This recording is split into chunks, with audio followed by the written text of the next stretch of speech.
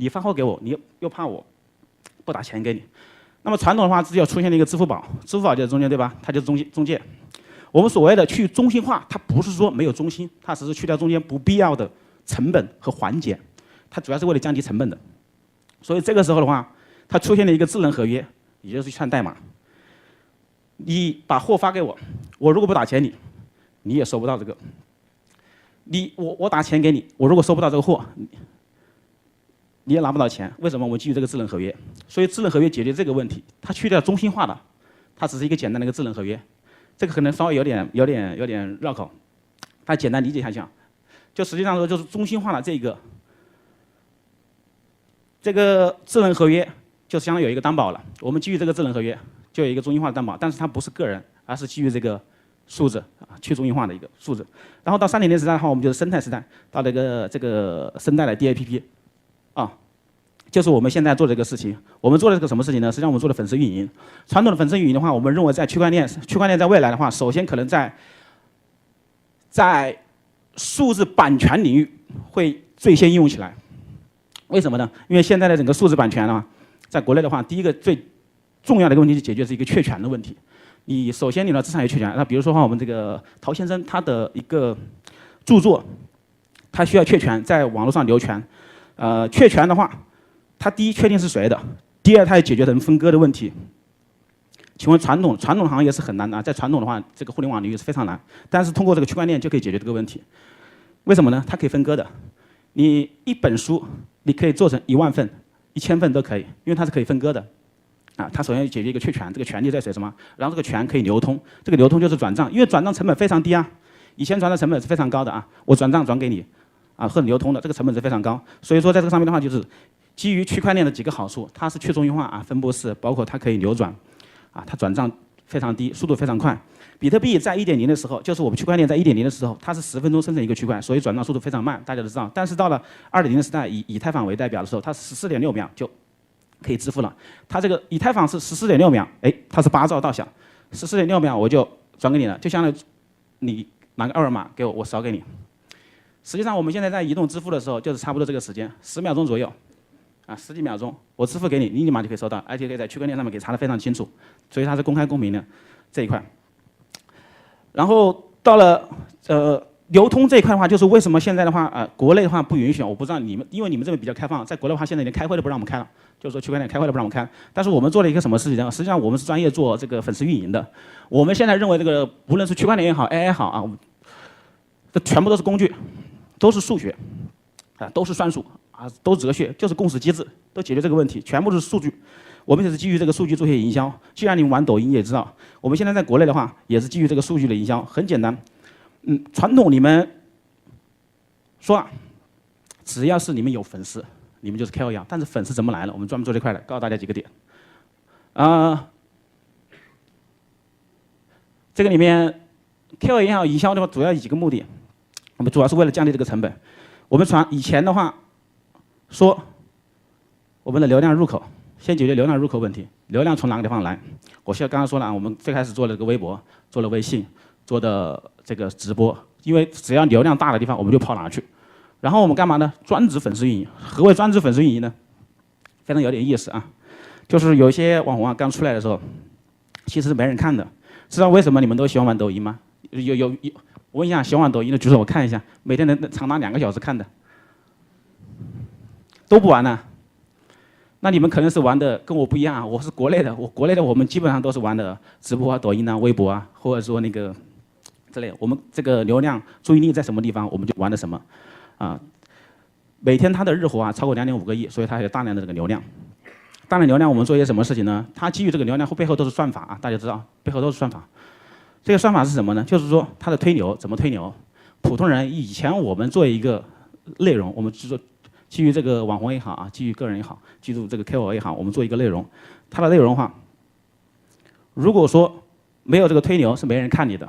但是呢，抖音它有一个非常好的好处，它有一个抖动系统，它基于这个算法的话，无论你做了什么的短视频，它大概会首先给你300到500的这个流量，会有人主动推送给别人看到，所以说你刷不小心就看到了。看到的话，就是因为它这个背后有个计算的系统，然后基于这个计算的系统，它有什么呢？它就有你点赞、完播率、还有转播以及评论数，再来给你进入第2个流量池。其实这是基于这种公平的，为什么呢？因为传统别人为什么喜欢玩？因为以前对你不公平，你辛辛苦苦做出来的内容没人看，但是现在有人给你看了，看了有人不懂运营，怎么不懂运营呢？就是我们以前是做粉丝运营的，就像淘宝刷单一样的。其实你你销量不好，这个单子我给你刷出来，评论数我给你刷起来。所以说刚开始呢，我们可能把一些网红造起来，其实你做的很普通，也许你是仿照 A 仿照 B 做的一个视频，但是 A 没红，你 B 红了。B 为什么红呢？评论我们找了一堆人给你写的，那个转发我们找一堆人，因为我们基于这个背后的它的这个算法之后，我们开始造一些。简单说，我们先怎么拿到粉丝？先拿粉丝，我们做粉丝运营的，怎么拿到粉丝关注是最关键的，这是第一步。你要拿到流量，你要关注。我们做了很多的测试，这个粉丝它的流量啊非常的大，然后国内它有快手和这个比如说直播的啊，它流量非常大。快手和直播它和那个抖音它是不同的。快手呢比较重 IP， 何谓 IP 呢？就是现在的话，比如说我们的头先生，他是一个重要的 IP， 他的内容只要是一写上去，只要别人关注他了，会把他所有内容全部看完。这就是重 IP， 它会慢慢的一步一步的把内容看完。但是说的话，抖音不一样，它是什么呢？只要你这个内容做的很有意思、很有趣，看人就非常多，哪怕你没有名，但是呢，你的其他的内容可能关注的就比较少。只要你能进入这个第2轮的这个流量池、第3轮流量池，你的关注量非常大，粉丝起来非常快。然后下一步的话才是做的粉丝的这个转化，怎么去做这个转化？国内的话跟你们这不一样，我们的粉丝转化可能都最后沉淀到这个，你有1000粉丝以上之后，最开始你只能拍15秒钟的短视频，后来你可以拍1分钟的短视频。有1000个粉丝以上的时候，短视频你做完了，你可以上面就看到有一个购物车，对吧？同款的商品就在上面了，然后你就可以卖你同款的商品。同时呢，我们现在国内的话和这边不一样，就什么呢？现在主要是打造了一个线上的一个购物车，所有的流量直接导线上购物车，直接往淘宝导了，往我们的这个微信的购物车导了。不一样了。然后的话，再就是线上的网红店，如果说你们在国内的话，就知道了，很多的网红店全都是网红，只有网红店来了的流量，我们主要是把这个成本给他们降低。但是网红怎么做，我就教他们怎么做。第一，你怎么把这个网红打造起来，你们内容怎么做。然后的话，你们的内容，有了这个流量，有了这个转化之后，到了最后一步了，就是说，你们需要这个粉丝主动为你们转发，主动为你们推送，是不是啊？那个都说他做好口碑，做好产品，做好口碑，但是你们的用户主动为你们去转发，主动去为你们去做内容、制作内容，主动去推送，这个时候就涉及到我们的区块链了。这个区块链里面最重要的一个点就是解决了一个激励机制的问题，它是塑造了一个价值互联网。哎呀，这个内容讲不完，非常多的东西啊，我讲，简单讲一下公司机制吧，跳着讲啊，要不然讲不完。内容太多。好，公司机制里面我们用的是 DPOS 加的 POW。POW 的话，刚才讲的话是一个工作量证明，然后的话还有一个 POS 就是一个权益证明，包括 DPOS 就是节点权益证明。节点权益证明的话，简单跟大家讲一下，就是中心啊，去分散个很多的小中心。以前的话，我们可能是巨型的大艺人，我们就称为这个超级节点，现在变成了小节点，在我们区块链里面就称为节点啊，小节点。节点就是这样的。现在的 DPOS 呢，就是这个超级节点以及节点的权益证明，你做了什么事情，所以你要讲一些什么东西。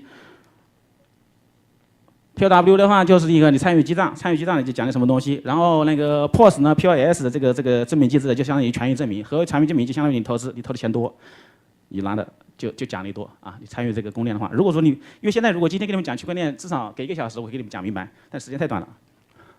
好，明星为什么需要经纪人？我们现在做了一个什么事情呢？相当于就是说，明星是一定要需要经纪人的。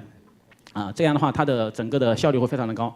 我们做了一件什么事情呢？实际上的话，我们将明星的这个经纪人的话打造成分站式的，不再是像以前传统的由个人一个公司来做这个事情，由工作室来做这个事情，而是由粉丝来参与。可谓在座的，比如说15个人喜欢某个很有潜力的小鲜肉，然后呢，我们一起来分布式的做一家基金公司，可不可以？以前不可以，但是基于区块链可以了。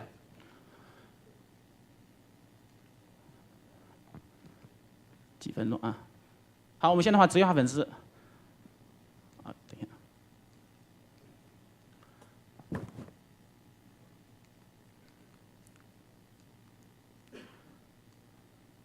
好，现在的话，我们把这个流量在国内的话区分得非常的细致。他们一部分就带货去了，卖货。我们把那个先说的是如何去造这个 KOL， 造完了 KOL 之后，再让他们去如何去带货。带货的话，我们基于我们这个区块链做了好多的事情。我们区块链其实我们的现在是 FaceTime 做一条公链，这条公链呢非常有意思。实际上我们是将个人 KOL 他比较有潜力的个人来上市的，像上市公司一样的上市的。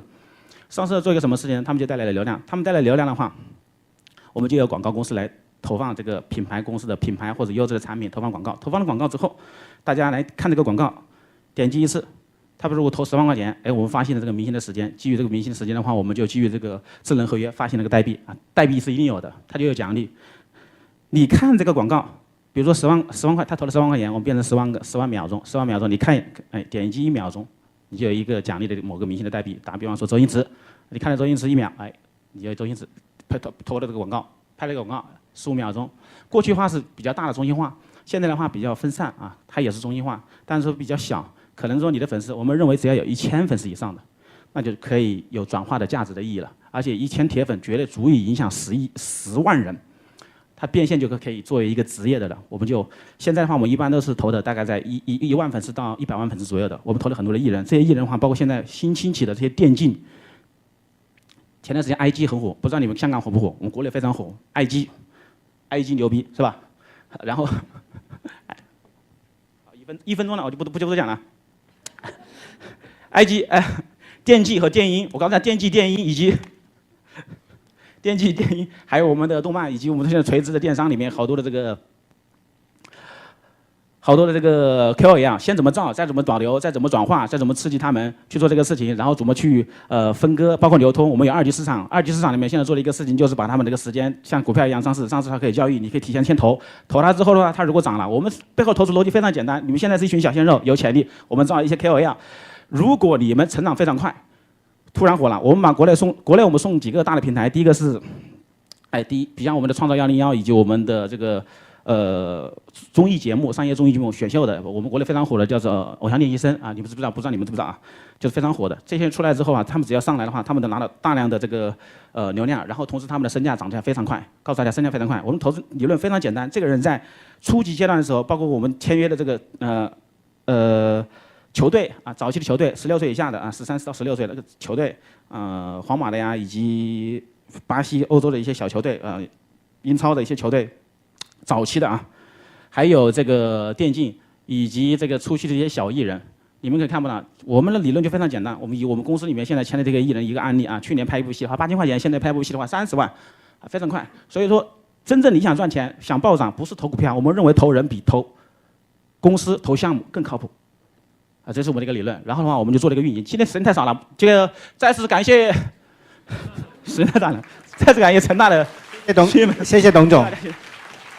Thank you very much, Mr. Dong, for the sharing.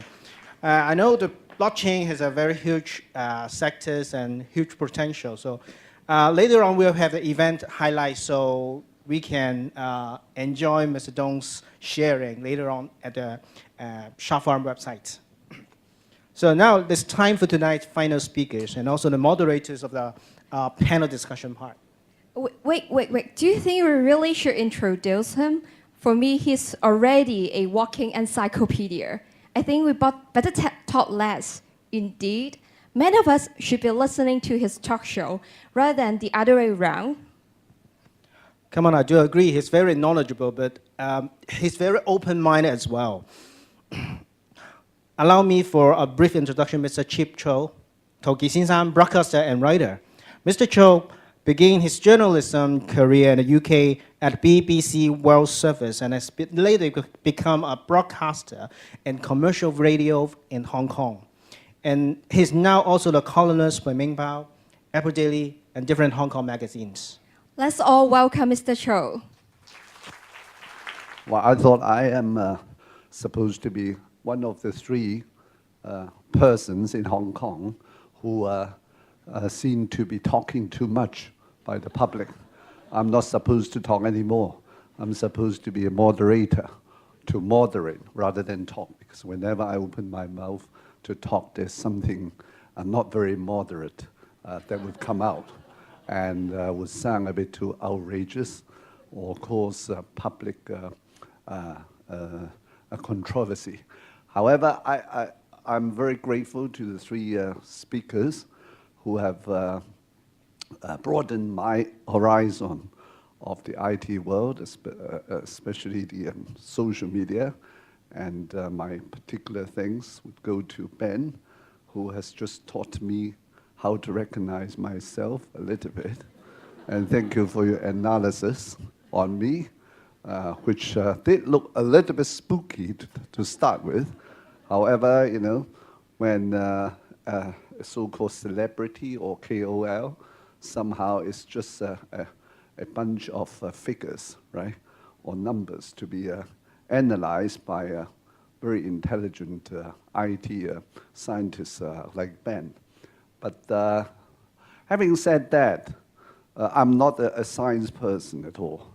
I didn't mean to influence people. I wasn't born to influence. But in Hong Kong, in this tiny community, I have to say, well, I just express my views. I just talk and write.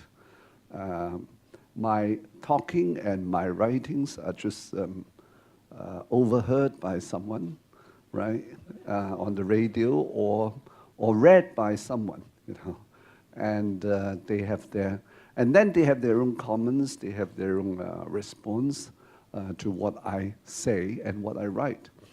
Now, I didn't know what is meant by the term key opinion leaders. I never consider myself a KOL because I don't want to be a leader, and although I do have some opinions, however, I know expressing your opinions based on common sense or trying to base on common sense could be a bit dangerous in the world.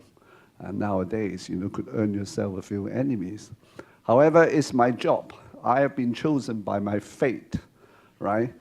By God or by my fate to do this job by opening my mouth a little bit too excessively or from time to time. So I have to come to terms to defining what a KOL should be. I think, well, let's forget about the word. Let's forget the word marketing. Right? I'm not a marketing person. I'm still a broadcaster, a columnist, or a writer. So what matters to me is not the marketing first, but opinions, right?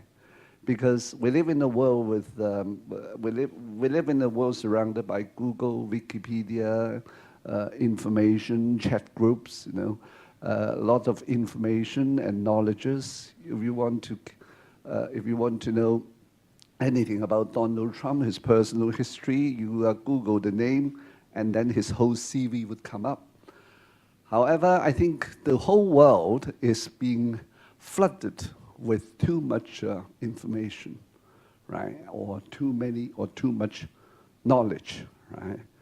However, too many opinions as well. Or whether these opinions could be called opinions, I think is a matter of skepticism, because most people just react by putting forward some impulsive thoughts online, you know, as a response to what has been said by some key opinion leaders. Well, I myself, under my blog, on my blog, have incurred or attracted quite a few undesirable responders, right, from time to time. However, I very much like what I'm doing because I'm supposed to express some opinions, right? Although when these opinions are expressed, I try to avoid making any political conclusions. I try to express my opinions by means of some kind of logical deduction and based on common sense and stating out facts as I know.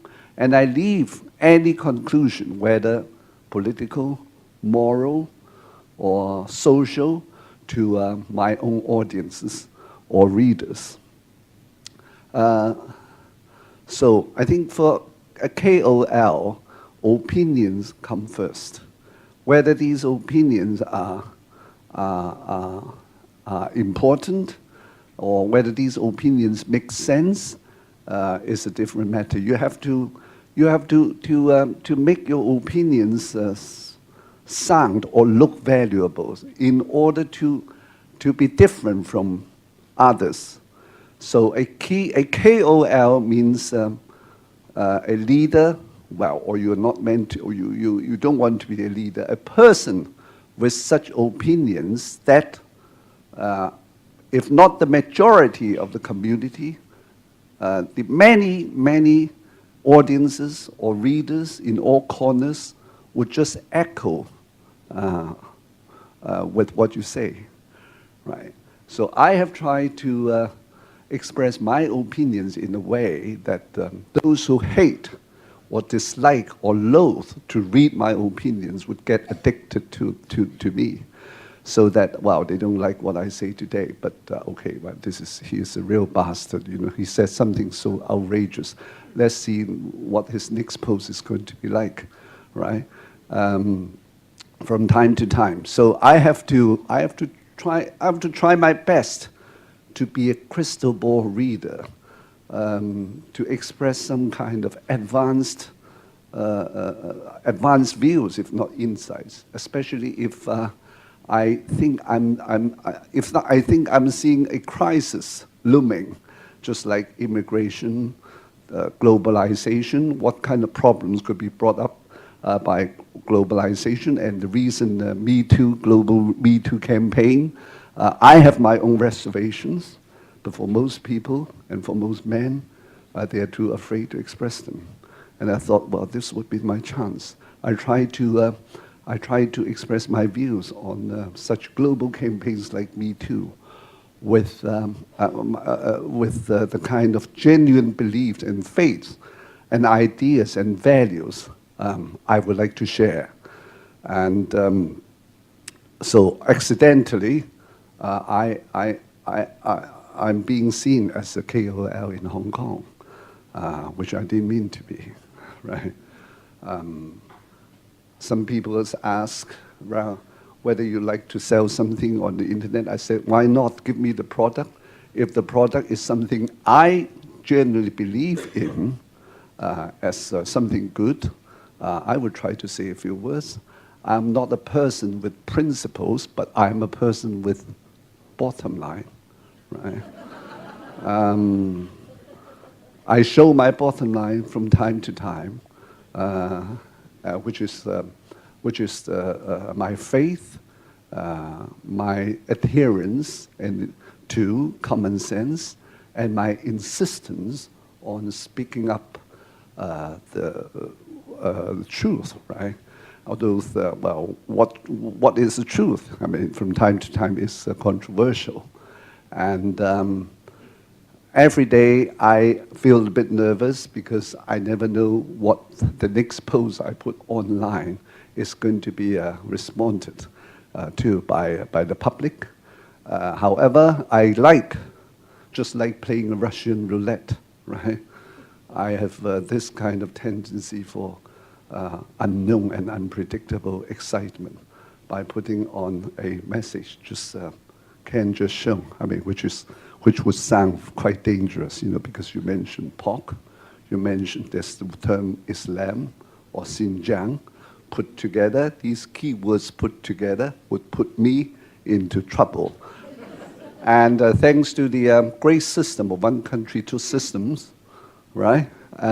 So far, so good. I'm still allowed to be. I'm still allowed to be saying things and writing things. I like to say 95% at least, with very little political self-censorship. I hope, right? I hope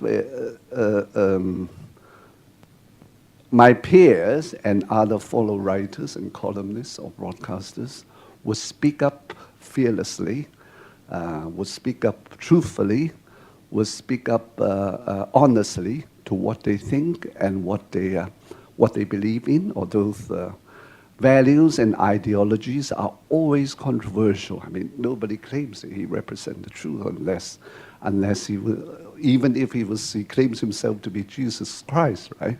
As, we now live in a world where even religions like Christianity are being scrutinized with a lot of public criticism, and somehow ideas and concepts like globalization, 20 years ago, people took it for granted. Now people take it for granted. 20 years ago, when I studied the subject at LSE, globalization was a crime because it was represented by multinationals like Shell, the Shell Oil, Coca-Cola, and Disneyland. And now globalization means, I don't know, well, it's now being pioneered by President Xi.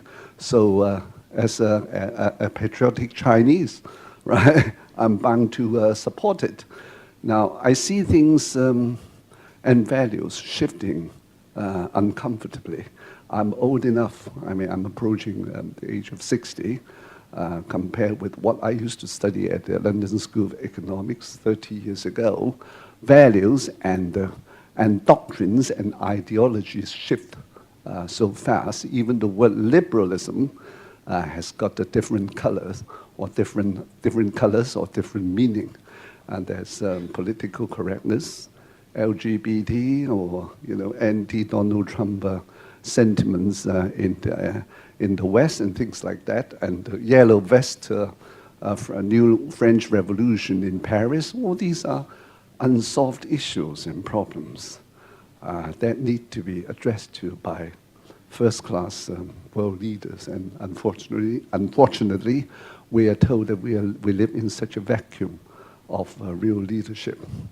So I think, in a sense, it's a shame that I could be one of the KOLs in Hong Kong, because I used to think that the real KOL should be the editorial writers of the Times or the New York Times or the Ming Pao in Hong Kong, whatever. And I wonder why these editorials are no longer trusted. Real KOLs in the past 3,000 years, I would name someone like Seneca, Julius Caesar, Winston Churchill, Confucius, or Lao Tzu, or whatever, or even Buddha. And now we live in a vacuum of leaderlessness. Unfortunately, small potatoes like me become a huge piece of chip. That's my name, Chip Chow, right? So, I mean, just a few thoughts to share, and I think I should stop here because my talk is going to resume in about 3 hours' time in Cantonese, right, on commercial radio, right? If I go on and on, I'll make myself a big nuisance. So I'm going to chair the panel that follows, right? Thank you very much. Thank you, Mr. Cho. Hong Kong really needs someone like you to continue providing genuine comments and writings. And our next section is our panel discussion. And may we now invite all the speakers on stage for the panel discussion. Maybe we have the first Q&A questions, because I got questions from the floor already. And the first question is addressed to Mr. Chin. On behalf of the audience, I would like to ask you this question. Our first question, how does AI recognize Cantonese content? When AI recommends a KOL, can AI really distinguish and analyze Cantonese content at all? Great question. I have been asked about these many times. Not just Cantonese, but also a lot of the indigenous slangs or different dialects, things like that. So Cantonese is just one of the problems. We just happen in Hong Kong. This just happened to be right in the middle of my desk right now. So we started in, if you kind of follow any mind, we're a Japanese started company. And Japanese is the first language that's being sort of worked on, being trained by machines. And then The next language would be English, because it is probably one of the most widely used, the same language we're using right now. And then we're going into a lot of different languages. And it's not just the language, but also where in the world are you using these languages. English used in Malaysia, Singapore, Hong Kong, UK or US are drastically different. It's not so much about a language anymore. It's about which language are you using on what platform, how are they used. The thing about AI is the training. The more data we have, it's not just a single dimensional data. It's what type of context the language is being used on. Where is it being used on? How is it being engaged, replied, and how does it carry on the rest of this journey, on the entire engagement model? So there are a lot of things that are currently deciding. This is why we, as one of these companies, are putting resource into. A lot of the money that we recently raised, we just raised, I think we publicly announced a Series B plus with another $8 million, and a lot of these money is going to be placed in AI learning and hiring the right scientists and engineers to build the models and also to build the algorithms, whatnot, places to collect data, to aggregate them, to train them, and so forth.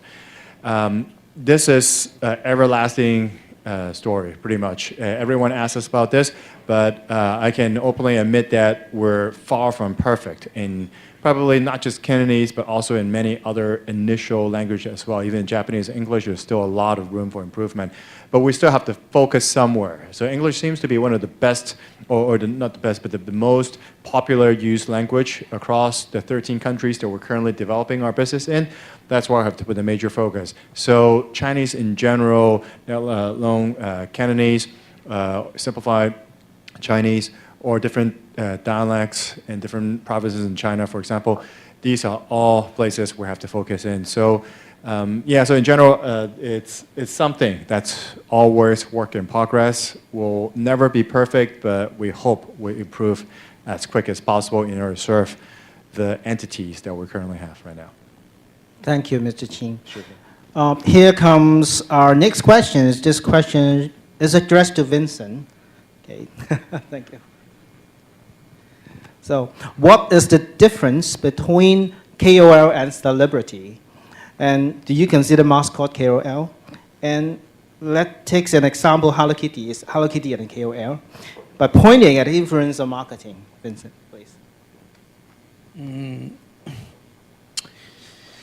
I think I'll share what Chip's told, as much mentioned, about the difference between, the definition of KOL, that they have opinion.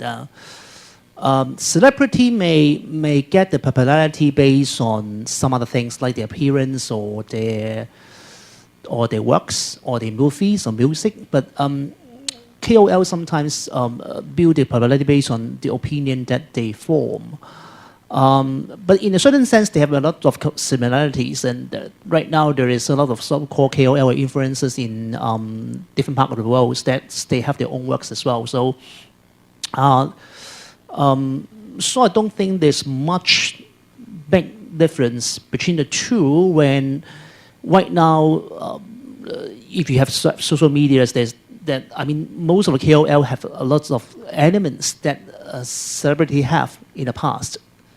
So although I don't think a big difference, and I believe that in the futures when they have more engines like what Ben have invented or developed, that there's a lot of micro KOL, and in fact they share the same impact of celebrities way before, and they're giving some hints that we have to have enough time, right? Should we invite Chips to come here over the stage? I'm glad that my moderator, Mr. Cho, is back. Okay. The stage is back to Mr. Cho now. Sorry about the delay.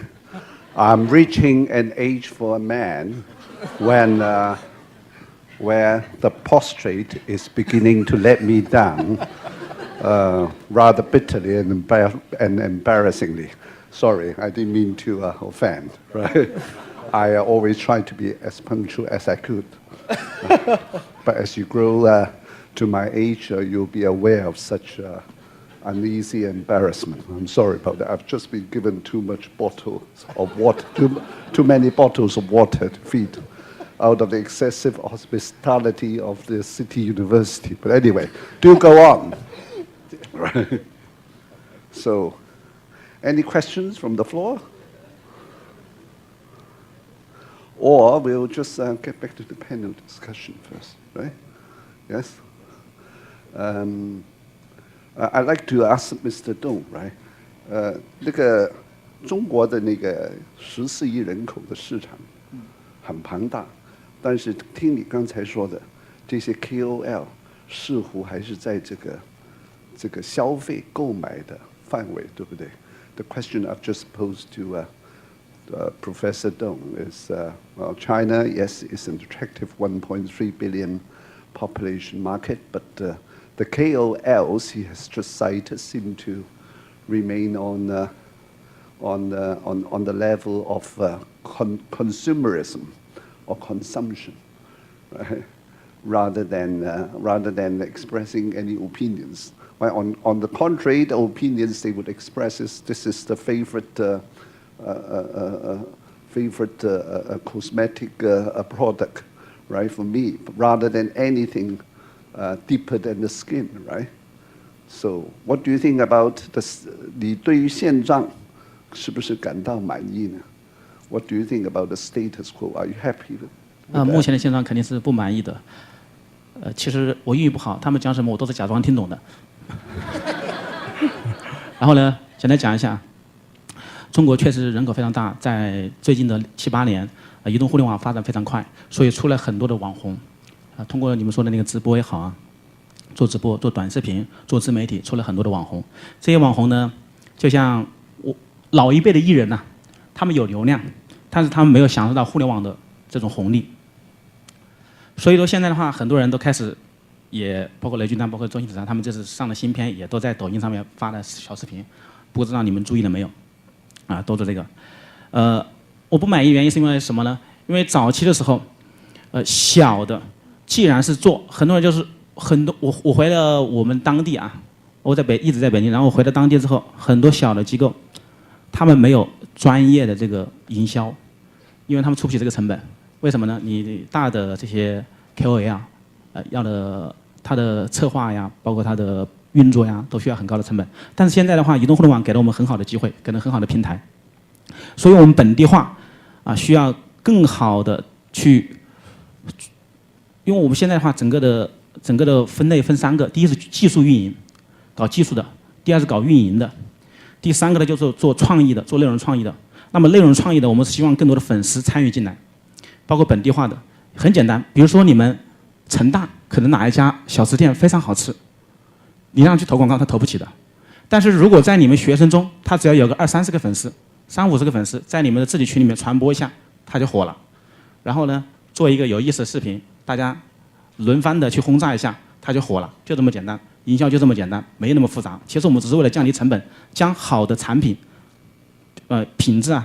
比较好的优质的产品和优质的品牌推出去，降低他们的营销的费用，同时让这个更好的去用户去体验。所以说用户的体验的话，一部分是在网上购买啊，主要是为了降低成本；再一部分是希望在线下里面真正将好的产品、优质的品牌推出去，而不是说像现在很多是国内的品牌里面，我就讲几个是案例啊，就像国内的我们的百度，为什么说莆田系的那个医院投广告？最开始的主要是保健品，中国的营销经历了几轮，第一轮的话，保健品先杀一轮，把用户杀了，再就奶粉、医疗，这个现在的金融广告啊，很多的话，那个 KOL 投了很多金融广告。去年我不知道你们知不知道啊，在网上很火。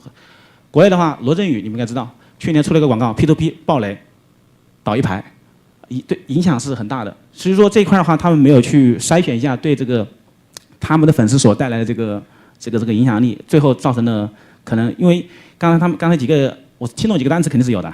公信力啊，KOL 是有公信力啊，虽然假装听懂了，但是公信力肯定有，就是基于这个 KOL， 我是信任你，我才去买你，或者是说关注你推荐的品牌产品，最后去花了钱，但是用户上当了，我找谁去呢？我不能说天天在网上骂你啊。因为这个 KOL 本身他没有注意太多。对，所以说我们在这块乱接是不是？对，所以说像成龙也这样了。对，对不对？ I see. So it's what the most important thing is to what trust building, right? Whether you sell anything or buy anything on the internet. So being truthful is still the key term or the bottom line to observe, right? 还是要对的讲的都是要良心话，对不对？所以呢，区块链有个好处就是，我们为什么未来一定要用区块链？它是一个区块之好。今天你所犯的错，今天你所做的事情是要负责任的。它是可以溯源、不可篡改的。你做的任何的事情，今天就上面写了记录，今天你就算犯了错，你一辈子都有了，你更改不了了。但是传统的中心化数据，你今天可以把你的信用记录给改掉，知道吧？因为中心化的数据的话，服务区在我这里，我想给你改掉就改掉，我想把你删除不让你说话，你就不能说。但是基于区块链，我想说什么，记录在上，然后的话，所有你做的事情全部记录在这个区块链上面，任何人改不了。这就为什么现在体现了一个公平公正的一个原因。是这样的。Right. It's a bit crazy, right? What do you think? So I mean, I'm not sure whether China is in the state of anarchy, populism, or democracy, because it seems that anyone could be a KOL if he could manage to attract a few hundreds, right?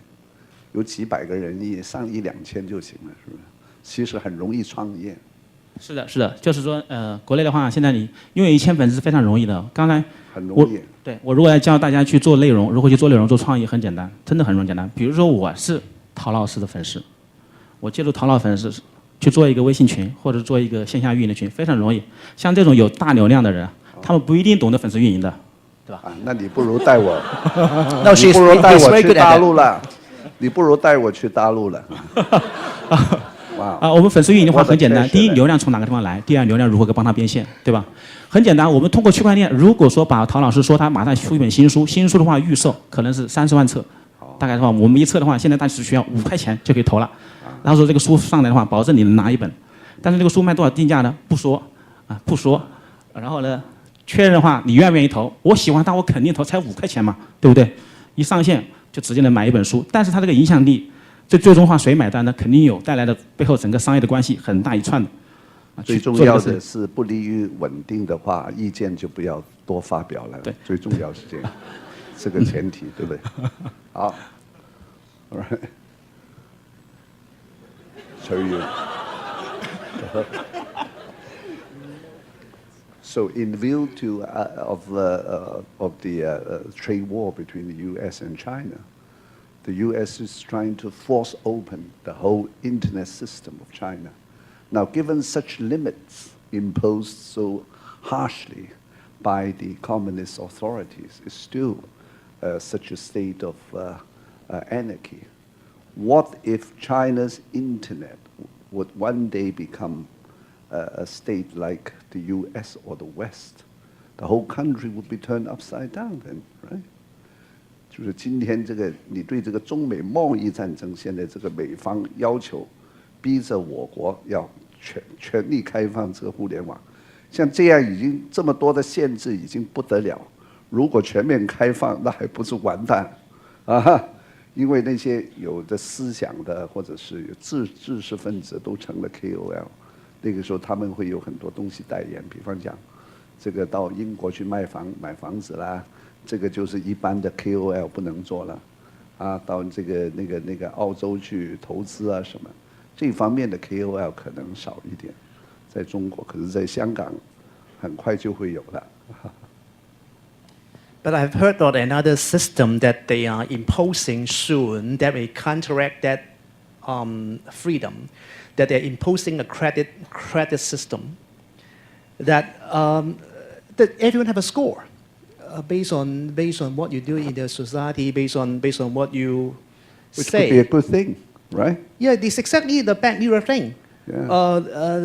And I read a book about this, and I'm amazed that the Chinese 中国人是很接受这个评分记录的嘛，就是他们就是很自豪的去在那个微博上说出来说我是有多少分，对吗？但是。This is dangerous, and it's incredible that people don't realize that they'll be being controlled with that kind of system because the whole dangerous or whole, the whole craziness of that credit system is even our friends will get affected of my rating. So if I because Chip got a bad rating because of he says something about the government, that if I'm his friend, my credit or a lot of things being affected being his friend. So the whole system behind is to using friends to influence and to control and asking Chip to say less about the government. And this is something that they are imposing right now, and they started probably like last year, right? They started last year. And they will sort of increase the scale. As far as I remember, it's like 2020, right? They will increase the scale. And so even though Donald Trump can force China to open up and let people write whatever they want in the internet, but there is a system behind that can sort of counteract and ask them to be self-censor of what they say. And I'm not sure whether it will go to Hong Kong. We are on uncharted waters, right? Yeah. Uncharted territories. And I can't believe what will happen if in Hong Kong we have that system. Okay. Any questions from the floor?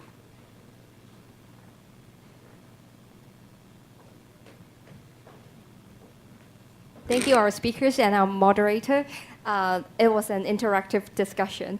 As a token of our appreciation, we would like to present souvenirs to our speakers. May we now invite Professor Kevin Cheng, Director of CTU MBA, to kindly present our souvenirs to our guest speakers. Prof. Cheng, please.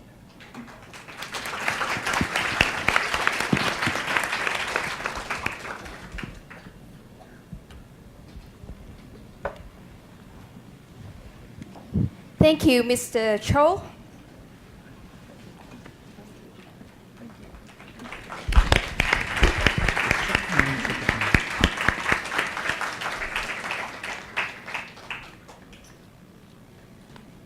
Thank you, Mr. Chin.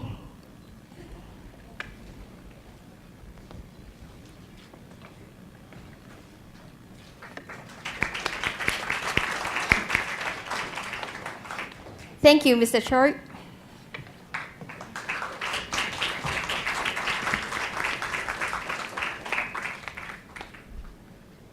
And thank you, Mr. Dong.